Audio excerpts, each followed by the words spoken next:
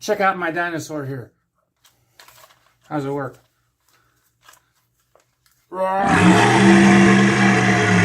This is my dinosaur. And this is the painting I'm doing today. What I did was I took a picture of this guy and I printed it out and I put it on my projector and I painted it. I didn't quite catch the color the same, but I thought this guy was kind of cool. So this is a great little project for kids. Great project for kids and for old ladies and for moms and dads and for anybody, because this is cool. It's part of my plastic dinosaur collection. And I want you to give this a try and check out the video. Every time I post a video, I think this is the one that's going to blow up my page and make me a YouTuber. So far, that hasn't happened. It actually hasn't even come close. So if you can give me a hand here and help me get this thing advertised, like it and share it and whatnot, I would appreciate it. On this video, we're doing a triple take here because we start off with the pencil drawing. I'm using my 8B as in boy pencil. It's a really thick lined pencil, so I get my dark edges. I started doing this because it kind of mimics the look of ink. But on this particular drawing, I actually do go over it with ink as well, so it's kind of a neat effect. This really does have hey, there's me with my dinosaur. This really does have a comic book look to it, because I was really trying to accentuate the thick black outlines that you get on comic book art.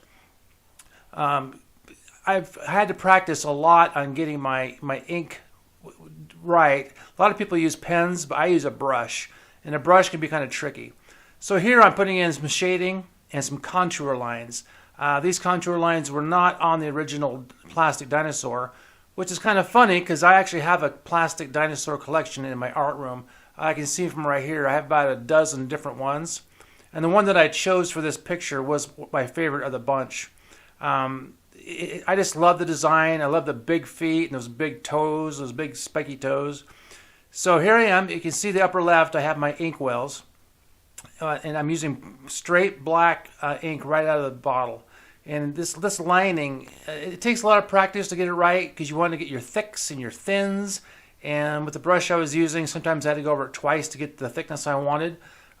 If you study comic book art, and you probably should, because that's a cool thing, of course, you'll notice there's a lot of line weight means a lot in comic book art. So I was really kind of going for a comic book look with this. So I'm going over my pencils, and I wasn't catching every single line with the ink. I was just catching the main contour lines to kind of thicken it up. And as I was doing this picture, it just reminded me of like package design. Like I was doing something for a model. And I took that class in college. I didn't graduate, but I did go to the university in Nebraska at Kearney for graphic design and for regular art. I mean, I took all the painting classes, everything you could take. Graphic design was just a small part of it. Back when I was into it, graphic design, computer-wise, was just getting started, which kind of tells you how old I am. But anyway, so I'm going in and I'm thickening up and darkening my outlines. And at this point, I really like the way this looks. Sometimes I think I go overboard and I should just stop. But here I am getting into my ink washes. And if you follow my page, and you probably don't because most of my followers are brand new, I do a lot of ink wash. And I'm a big proponent of ink wash. I mean, it's a lot easier to use that ink wash than to use a shader on your pencil. So here I am again, and I am getting ready to go in there and do some more ink wash. I am a huge fan of physical brushes, physical media, and physical paint. Recently, I've been seeing stuff online about using tablets and software, and that wasn't available to me when I was in high school or college. Maybe I'm a piece of my own time, my own history, but I have a little bit of experience with it, and I don't think I'm a big fan of computerized brushes and computerized paint. Because to me, I'm going to get some enemies here, but I think it's kind of a crutch to help artists out. I feel that using an actual physical pencil, an actual physical brush, and actual physical paints means something. It's kind of like AI. I believe in real art. I'm not out there crushing my own paints and making my own paintbrushes. And I'm not going that far, but I am a product of my generation. So I like what I do, And maybe someday, if one of you guys wants to send me a tablet with some of that software, I'll try out that other kind of paint. But right now, this is the kind of cool stuff I like doing. So now I am adding the color.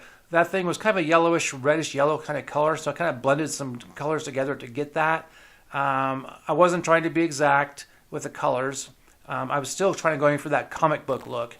I think that a lot of my stuff really looks comic-y, and I have history with cartoons and caricature art and all that stuff, so this is right up my alley. So if you want to learn how to do cartoons and that kind of stuff, just binge watch my videos, subscribe to me, and you'll learn all kinds of that stuff. Even if you don't want to learn it and just want to watch somebody do it, this is a great page to do that. So this is a limited palette. I went with the yellows, a little bit of orange and red. I didn't want to go hog wild and get any greens or blues in here for now. So I was really kind of happy the way this turned out. And like I said before, if you could please like and subscribe and ring the bell.